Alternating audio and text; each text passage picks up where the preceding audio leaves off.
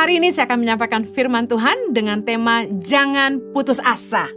1 Korintus 10 ayat 13, ayat favorit saya, pencobaan-pencobaan yang kamu alami ialah pencobaan-pencobaan biasa yang tidak melebihi kekuatan manusia.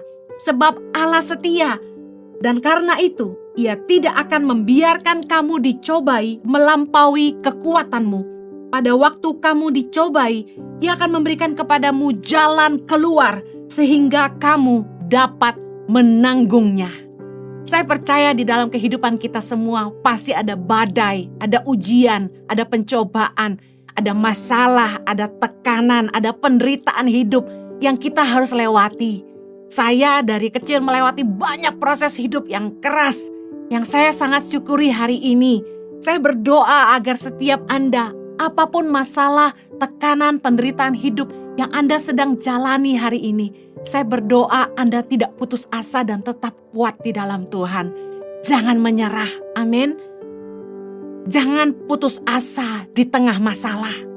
Saya berdoa agar setiap Anda sungguh-sungguh mengalami Tuhan di tengah-tengah masalah dan melihat janjinya setia, melihat firman-Nya digenapi dan melihat tangan Tuhan menyertai. Amin. Firman Tuhan katakan gini, pencobaan-pencobaan yang kamu alami adalah pencobaan-pencobaan biasa yang tidak melebihi kekuatan manusia. Sebab Allah setia. Percayakah Anda bahwa Allah itu setia? Saya sangat yakin Tuhan itu setia. Kesetiaan Tuhan begini, Ia tidak akan membiarkan kita dicobai melampaui kekuatan kita. Sebenarnya ketika kita menghadapi ujian hidup, masalah, tekanan, penderitaan, sebenarnya kita punya kekuatan untuk menghadapinya. Justru di dalam kehendak Tuhan apabila kita harus menghadapi ujian hidup, ada kasih karunia yang Tuhan sediakan bagi kita, sehingga kita mampu untuk melewatinya. Kita gak akan pernah tahu kekuatan yang Tuhan tanam dalam hidup kita kalau kita gak pernah menghadapi ujian. Dan kita gak akan punya pengalaman melihat kesetiaan Tuhan, penyediaan Tuhan yang ajaib, mujizatnya yang sangat nyata dan firman-Nya digenapi. Kalau kita nggak pernah menghadapi yang namanya penderitaan hidup, tekanan, masalah, ujian. Saya pernah lihat komen di salah satu Instagram orang lain yang mengupload khotbah saya. Dia bilang gini, orang ini ngomong dia pasti sendiri nggak pernah susah. Oh, berarti dia nggak tahu aja. Justru kalau Anda yang pernah mengikuti khotbah-khotbah di saya di YouTube, saya tuh cerita banyak tentang bagaimana Tuhan memproses hidup saya sejak saya masih sangat-sangat muda. Bagaimana saya ditinggalkan orang tua di usia yang masih sangat kecil. Bagaimana saya berjuang untuk pendidikan saya harus bekerja di sana-sini dan sempat kerja di rumah orang, bahkan diperlakukan seperti pembantu. Dan saya berjuang bagaimana saya bisa bayar uang sekolah dengan berjualan kue di depan gereja, jual makanan, dan malamnya saya kerja delivery di restoran. Saya sempat cuci piring, masak, jadi kasir, semua saya udah lakukan. Bersihin WC saya udah lakukan. Dan tahukah Anda bahwa penderitaan hidup saya di masa lalu itu yang jadi kekuatan buat saya, jadi pengalaman iman dengan Tuhan yang luar biasa yang hari ini saya bisa cerita buat Anda, yang jadi kekuatan buat banyak orang. Saya percaya ketika kita di tengah-tengah masalah, pegang ayat firman Tuhan ini, bahwa Allah setia. Dia tidak akan membiarkan kita dicobai melampaui kekuatan kita. Dan yang luar biasa ini, ketika kita dicobai, kita yakini satu hal, bahwa Tuhan akan memberikan kepada kita jalan keluar. Katakan amin. Yakini bahwa kita itu pasti dapat menanggungnya. Karena Tuhan itu setia. Dia tidak akan biarkan kita dicobai melampaui kekuatan, dan Tuhan pasti kasih jalan keluar. Katakan amin. Penderitaan hidup yang gak ada habis-habisnya, kesusahan, badai, tekanan, masalah yang kita hadapi, kadang-kadang tuh ketika kita ada di dalamnya, tuh rasanya kayak kok gak kunjung selesai ya. Kapan sih gue kelar miskin gitu kan? Kapan sih masalah ini selesai? Kapan sih proses sama suami ini selesai? Kapan proses sama istri selesai? Kapan sih hutang ini bisa lunas? Pasti ada Anda yang teriak begitu sama Tuhan. Kapan gue bisa punya rumah sendiri Tuhan gitu kan? Tuhan, kapan orang tua saya ini bisa ngerti panggilan hidup saya gitu? Pasti Anda berjuang dengan masalahmu masing-masing. Kapan bisa dapat pekerjaan yang lebih baik? Kapan bos gue ini promosi gue? Pasti banyak yang punya pergumulan yang rasanya kayak kok gak kunjung selesai ya. Jangan menyerah. Percayalah Tuhan setia. Kalau Anda punya pasangan yang keras, kasar, jahat, tidak setia, Anda pasti bergumul dan berdoa buat pasanganmu dan Anda cuma bisa teriak sama Tuhan, ini kapan orang ini berubah? Tuhan, saya harus gimana? Harus saya cerai gak boleh? Bertahan susah. Saya harus gimana? Jangan menyerah. Yakinlah Tuhan setia. Ada seorang ibu yang kesaksian sama saya, dia diproses sama suaminya, aduh ampun luar biasa. Dan dia cuma bisa doain suaminya. Gak lama sih dia katanya. Berapa lama Bu saya tanya? 20 tahun saja. Lama gak saudara 20 tahun? Lama banget. Tapi bayangkan kalau ibu ini nyerah di tahun ke-19. Ya udah deh gue tinggalin aja deh. Hari ini mereka sangat bahagia, mereka sangat diberkati, anak-anaknya tumbuh besar melayani Tuhan, sungguh-sungguh ikut Tuhan. Karena melihat kesaksian hidup mamanya yang luar biasa, iman mamanya yang keren. Dan suaminya hari ini sungguh-sungguh cinta sama istrinya, sayang anak-anaknya. Hidupnya berubah, dia mengasihi Tuhan dengan sungguh-sungguh. Dan saya dengan mata kepala sendiri lihat keluarga ini dipulihkan Tuhan. Hati saya sangat bersuka cita, apalagi Bapa di sorga. Jangan pernah menyerah. Pasti banyak kesaksian-kesaksian di luar sana bagaimana ada suami dan istri yang begitu setia dan terus mendoakan pasangannya dan hari ini Anda mendapat jawaban Tuhan. Dan bagi Anda yang masih terus bergumul, jangan menyerah. Tuhan setia. Amin. Katakan sama-sama saya, badai pasti berlalu. Ketika Anda sedang tertekan dan hampir putus asa, katakan gini, badai pasti berlalu. Jangan pernah menyerah. Waktu saya dulu diproses di masa yang sangat muda, ketika saya gak bisa minta pertolongan dari siapapun, bayangkan orang tua gak ada, keluarga gak dekat, sepupu gak dekat. Saya gak bisa minta pertolongan siapapun. Saya seringkali nangis sambil tidur dan saya bilang gini, this too shall pass. Ini akan berakhir. Saya percaya Tuhan akan bawa masalah saya itu berlalu seperti aliran air sungai. Semua akan berlalu. Saya terus kuatkan hati saya di dalam Tuhan. Saya hanya bisa berdoa dan teriak sama Tuhan. Saya bilang, this too shall pass. Segala badai pasti berlalu. Amin. Kalau Anda bergumul dalam pekerjaanmu, udah kerja keras, udah berikan yang terbaik, udah berjuang buat atasan, udah berintegritas, udah jujur, tapi masih gak dipercaya. Bos pelit, promosi gak dikasih-kasih. Saya mau bilang ini, jangan menyerah. Karena Tuhanlah yang memperhitungkan semuanya. Amin. Saya ingin bacakan Kolose 3 ayat 23-24. Apapun juga yang kamu perbuat, perbuatlah dengan segenap hatimu. Seperti untuk Tuhan dan bukan untuk manusia.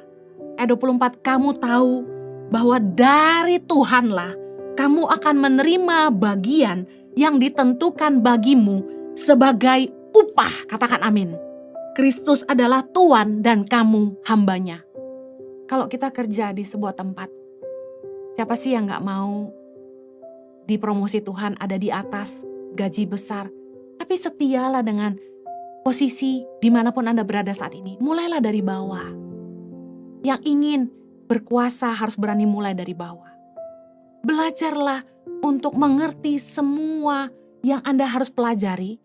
Dan jadilah maksimal di situ. Be excellent, lakukan yang terbaik. Saya percaya gini, promosi itu datang dari Tuhan. Tuhanlah yang menentukan bagi kita apa yang menjadi upah kita, kata firman Tuhan. Jadi kerjalah segenap hati, seperti untuk Tuhan dan bukan untuk manusia.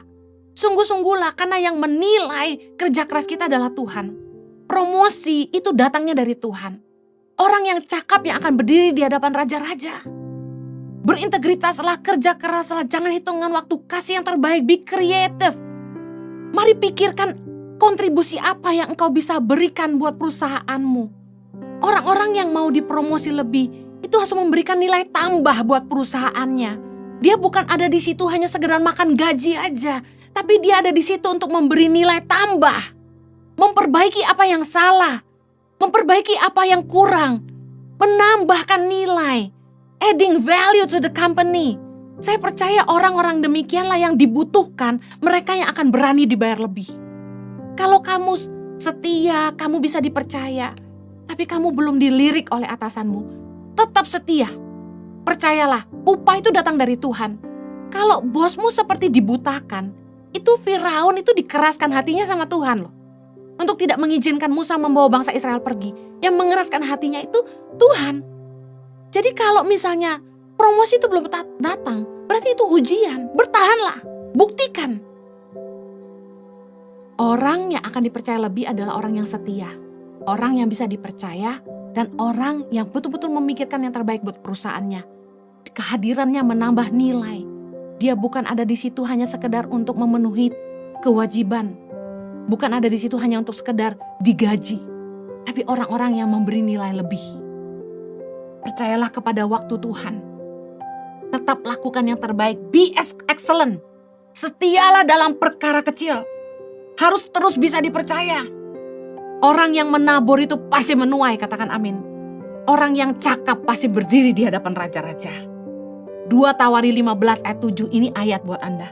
Tetapi kamu ini kuatkanlah hatimu, jangan lemah semangatmu, karena ada upah bagi usahamu, katakan amin. Akan ada upah yang menanti kita. Kerja keraslah.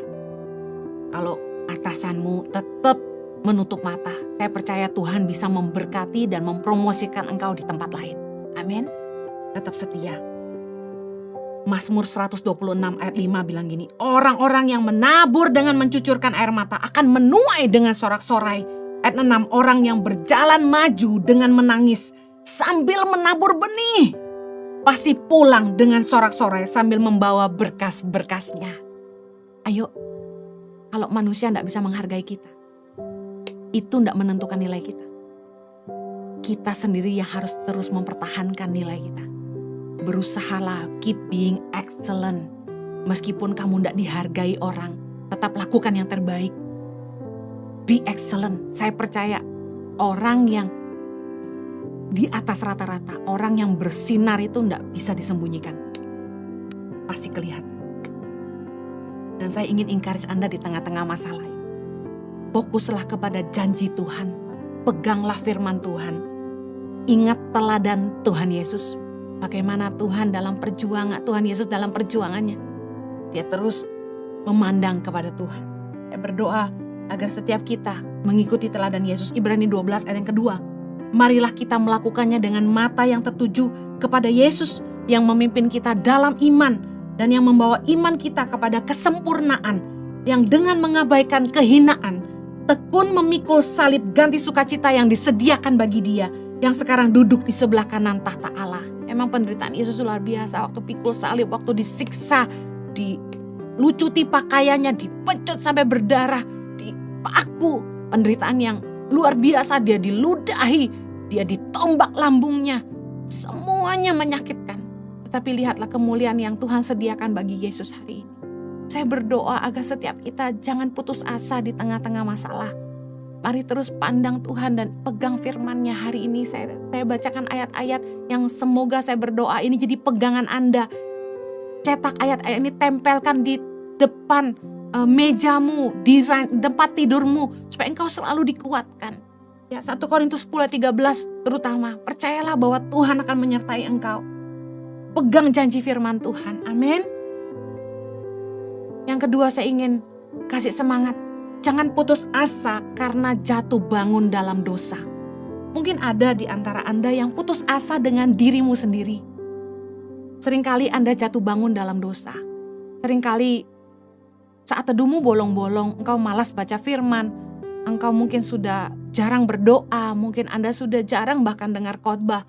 Mungkin banyak Anda yang kok kayaknya merasa, aku ini lemah banget sih, jatuh bangun terus dengan dosa yang sama. Dan mungkin Anda masih sering kecewa sama manusia. Dan saya ingin bilang gini, jangan putus asa dengan dirimu sendiri. Don't give up on yourself because God never give up on you. Jangan menyerah, jangan putus asa dengan dirimu sendiri karena Tuhan tidak pernah menyerah untuk Anda. Amen. Dengar baik, Ibrani 12, saya akan bacakan sekali lagi.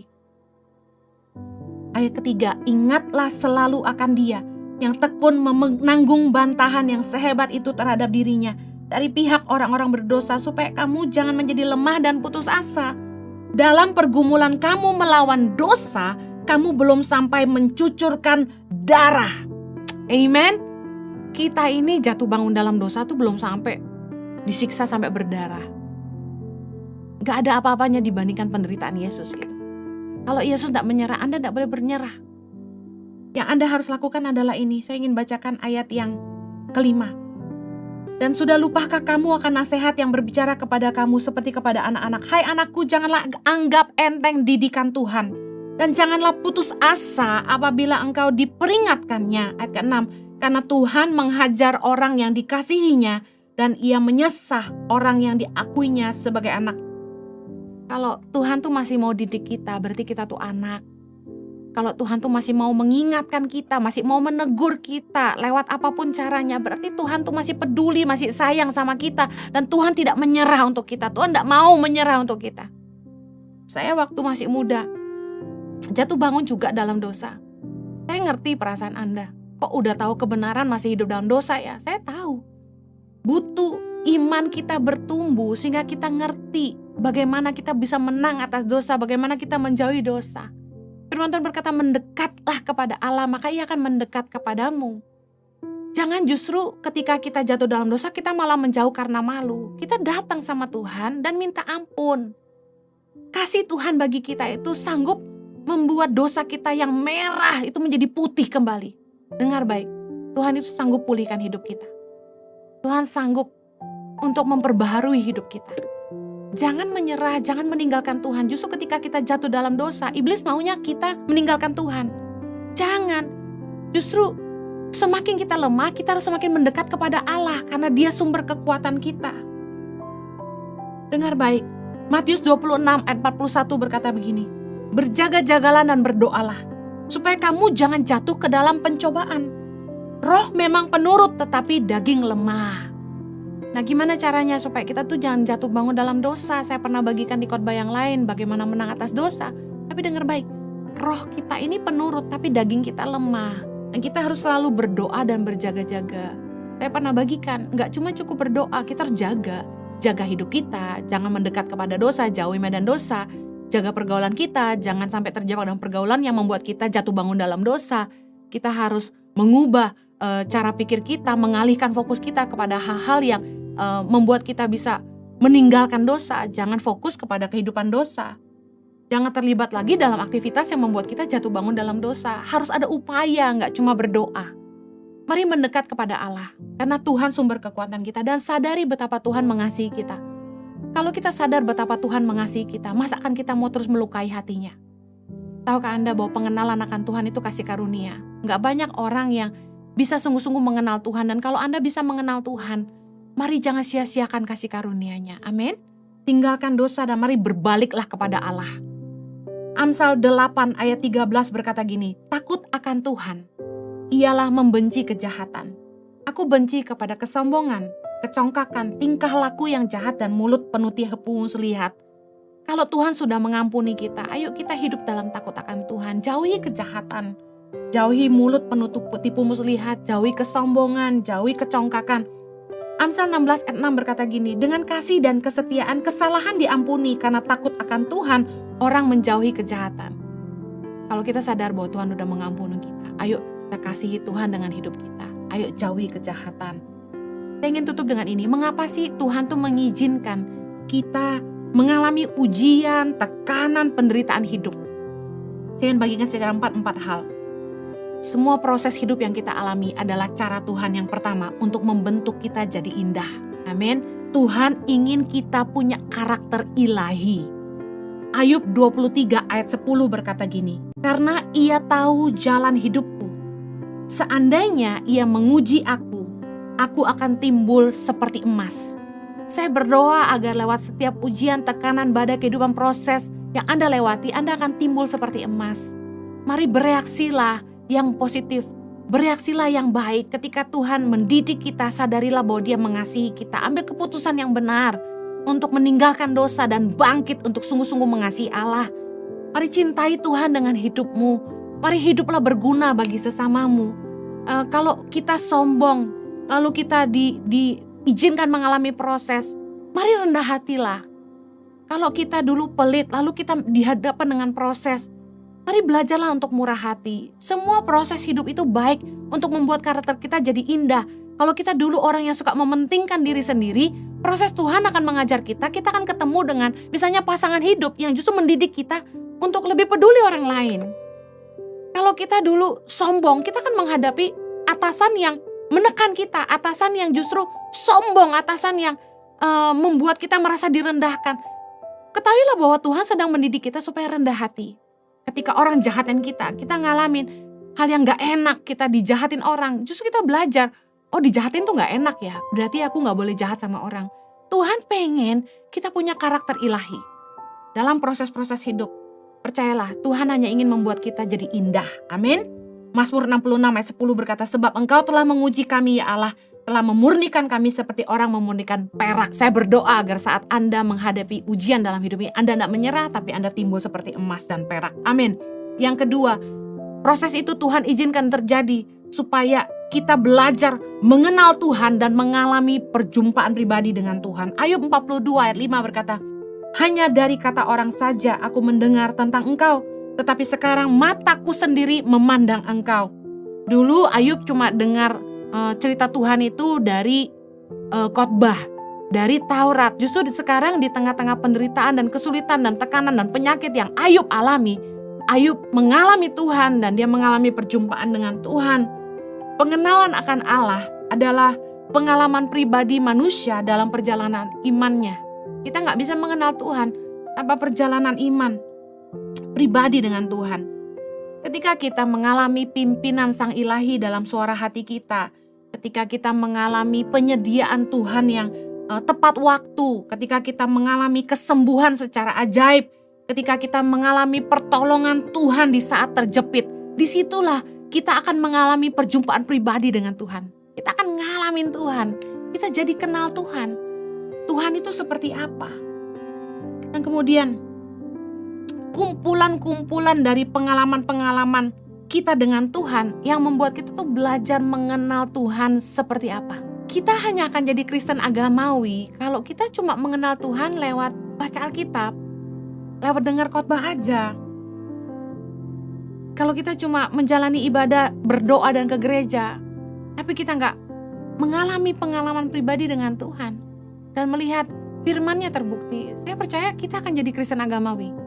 Oleh karena itulah Tuhan mengizinkan proses dalam hidup kita supaya kita belajar mengenal Tuhan dan punya pengalaman pribadi dengan Dia. Justru di tengah-tengah kesulitan dan penderitaanlah kita mengalami pertolongan Tuhan, dan itu yang luar biasa mendewasakan iman kita.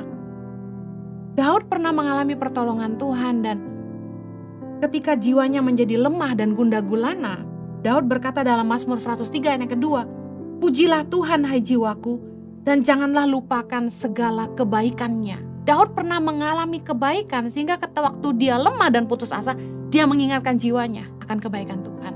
Dan perjalanan iman kita dengan Tuhan inilah yang membuat iman kita jadi teguh. Sehingga ketika kita mengalami masalah dan penderitaan dan tekanan dan apapun, tantangan ke depan, kita sanggup berkata gini, kalau Tuhan pernah tolong saya, Tuhan sanggup tolong saya lagi. Amen. Yang ketiga, proses diizinkan Tuhan untuk memurnikan iman kita. Roma 5 ayat 3-5. Dan bukan hanya itu saja, kita malah bermegah juga dalam kesengsaraan kita, karena kita tahu bahwa kesengsaraan itu menimbulkan ketekunan, dan ketekunan menimbulkan tahan uji, dan tahan uji menimbulkan pengharapan. Dan pengharapan tidak mengecewakan karena kasih Allah telah dicurahkan dalam hati kita oleh Roh Kudus yang telah dikaruniakan kepada kita. Saya percaya bahwa ujian itu menghasilkan ketekunan dalam hidup kita, dan kita menjadi orang-orang Kristen yang tahan uji. Orang-orang yang tidak cengeng, orang-orang yang bertahan menghadapi segala tantangan, dan orang-orang Kristen yang hidup dalam pengharapan kepada Tuhan. 1 Petrus 1 ayat 6. Bergembiralah akan hal itu, sekalipun sekarang ini kamu seketika harus berduka cita oleh berbagai-bagai pencobaan. Ayat 7. Maksud semuanya itu ialah untuk membuktikan kemurnian imanmu yang jauh lebih tinggi nilainya daripada emas yang fana, yang diuji kemurniannya dengan api, sehingga kamu memperoleh puji-pujian dan kemuliaan dan kehormatan pada hari Yesus Kristus menyatakan dirinya. Saya percaya bahwa semua proses yang kita alami hanya untuk menguji kemurnian iman kita. Apakah kita sungguh-sungguh mengikut Tuhan hanya untuk berkatnya, atau kita ikut Tuhan sungguh-sungguh dan mempercayai Dia karena kita mengasihi Dia. Pengalaman dengan Tuhan pribadi yang seperti saya bagikan tadi, yang pada akhirnya membuat iman kita menjadi teguh. Saya kasih contoh, kalau saya mengenal seseorang dengan sangat dekat, katakan teman baik saya namanya Devi. Kalau sampai ada orang yang jelek-jelekin Devi ke saya nggak akan percaya. Kenapa? Karena saya kenal siapa Devi. Jadi bagaimana iman kita bisa teguh kepada Tuhan adalah gini, kita perlu pengenalan akan Tuhan. Kita perlu memahami Tuhan. Sehingga tantangan apapun yang datang dalam hidup kita tidak akan ragu sama Tuhan. Sudah terlalu terlambat untuk saya untuk tidak mengakui Tuhan, karena saya mengalami begitu banyak penyertaan Tuhan. Saya mengalami pertolongan Tuhan. Saya mendapatkan pimpinan Tuhan yang begitu jelas dalam hidup saya. Bagaimana mungkin saya menyangkal Dia? Keterlaluan. Nah, seringkali kita berpikir bahwa iman hanya sekedar percaya. Enggak, kita perlu mengalami baru kita percaya. Mari dalam perjalanan imanmu bilang sama Tuhan, izinkan aku mengalami Tuhan. Tantangan dan ujianlah sebenarnya yang membukakan mata kita untuk sungguh-sungguh melihat kesetiaan Tuhan dan bagaimana Tuhan tuh begitu luar biasa. Saya masih ingat bagaimana ketika uang di yayasan tuh tinggal 12 juta. Saya putus asa dan gak tahu mesti bikin apa. Pada saat itu kami sudah kasih makan sekitar 2.500 anak. Bayangkan berapa dana yang kami butuhkan. Dan sedangkan rekening di bank tinggal 12 juta. Saya hampir putus asa. Saya datang kepada Tuhan. Saya bilang sama Tuhan, Tuhan, pelayanan ini milik Tuhan. Tuhan yang panggil saya ke Indonesia.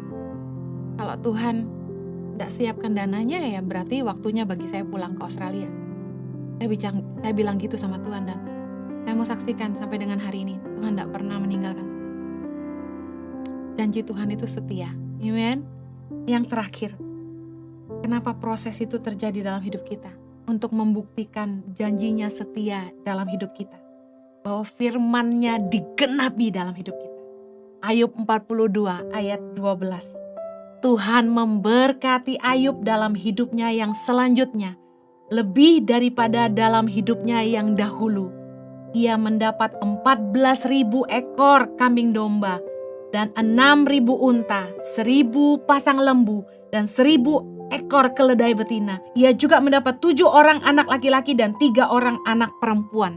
Anda tahu bahwa dalam kisah penderitaan Ayub, ini manusia yang diuji dengan begitu luar biasa. Semua usahanya habis, anaknya mati, istrinya marah-marahin dia, sahabat-sahabat meninggalkan dia. Semua usahanya habis. Tapi tiba-tiba setelah dia melewati semua proses yang begitu panjang dan hebat, dia tidak menyangkal Tuhan, dan pertolongan Tuhan datang dan Ayub diberkati 2 kali lipat. Bahkan anak-anaknya juga diberikan lebih banyak, dan anak-anaknya menjadi sangat luar biasa, katanya paling cantik, paling tampan di negeri itu. Dengar baik, Tuhan itu setia. Janjinya terbukti. Firman-Nya setia, firman Tuhan itu ya dan amin. Tuhan tuh gak pernah lalai sama janjinya. Saya bersyukur bahwa dalam hidup saya Tuhan menyatakan janji-janji. Saya bersyukur bahwa Dia berbicara kepada saya untuk apapun yang saya harus kerjakan buat Indonesia. Melahirkan 1.000 pemimpin bagi Indonesia melalui Yayasan Tangan Pengharapan. Saya percaya janjinya setia. Saya berdoa agar Anda juga sungguh-sungguh mengalami Tuhan, dan tantangan masalah apapun yang Anda hadapi, saya berdoa Anda tetap mengingat janji Tuhan dalam hidupmu. Cari Tuhan sungguh-sungguh, bukannya menjauh dari Tuhan. Percayalah, janjinya itu kekuatan dalam hidup kita. Pengalaman dengan Tuhan di tengah-tengah masa sulit itu menjadi pengalaman yang paling berharga dalam hidup kita. Bahwa itulah yang membuat iman kita teguh. Dan percayalah, sabarlah menanti janji Tuhan digenapi dalam hidup kita. Waktunya terindah. Saya berdoa agar Anda tetap kuat, tetap semangat, dan jangan menyerah. Mari kita berdoa. Bapa di sorga, kami bersyukur Engkau terlalu baik dalam hidup kami, dan Engkau sangat setia ya Tuhan. Sertailah umat-Mu dalam pergumulan mereka, penderitaan hidup yang mereka alami. Tuhan, kami percaya Engkau setia. Semua pencobaan mereka alami gak akan melampaui kekuatan mereka. Tuhan pasti setia dan memberikan mereka jalan keluar. Berkati yang butuh uang Tuhan untuk kuliah. Berkati yang Tuhan yang uang untuk modal usaha. Berkati Tuhan yang butuh pasangan hidup. Berkati yang rindu punya keturunan. Berkati Tuhan untuk pasangan-pasangan yang tidak kunjung bertobat, agar Tuhan menjamah pasangan mereka Tuhan untuk sungguh-sungguh bertobat dan berbalik dan belajar mengasihi pasangannya dan mengasihi Tuhan. Bapa, untuk suami-suami yang tidak tanggung jawab sama istri dan anak-anaknya, mereka boleh dijamah Tuhan, mereka boleh kembali sama istri dan anak-anaknya Tuhan. Berdoa Tuhan pulihkan hidup umat-Mu, apapun pergumulan hidup mereka Tuhan Engkau campur tangan. Terima kasih, kami berdoa penghiburan yang dari Tuhan datang. Umat-Mu boleh semangat. Kalau Tuhan pernah tolong mereka, Tuhan sanggup tolong mereka lagi. Kami percaya semua badai yang ada pasti berlalu. Di dalam nama Yesus kami berdoa. Amen. Stay strong. God bless you.